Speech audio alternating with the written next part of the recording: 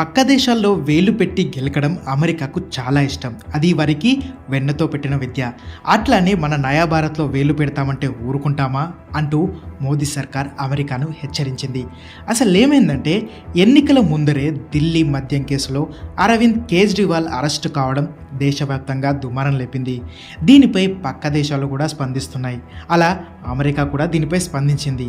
అయితే కేంద్రం దీనిని తీవ్రంగా తప్పుపట్టింది.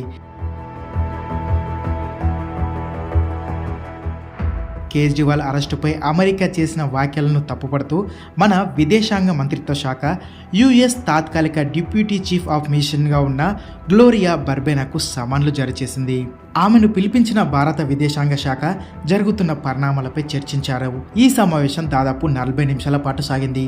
దీనిపై అమెరికా విదేశాంగ అధికార ప్రతినిధి అయిన మాథ్యూ మిల్లర్ను మీడియా ప్రశ్నిస్తే ఆయన కూడా ఇదే తీరున రియాక్ట్ అయ్యారు.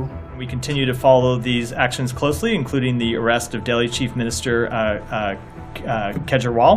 We are also aware of the Congress Party's allegations that tax authorities have frozen some of their bank accounts in a manner that will make it challenging to effectively campaign in the upcoming elections.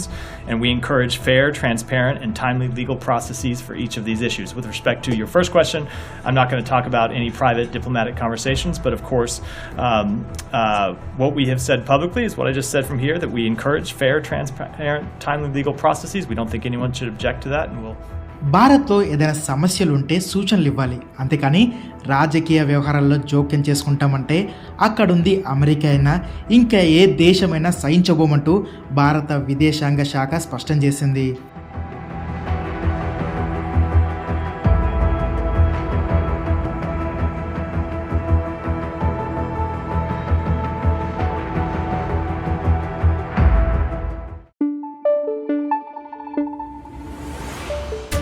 Thank you.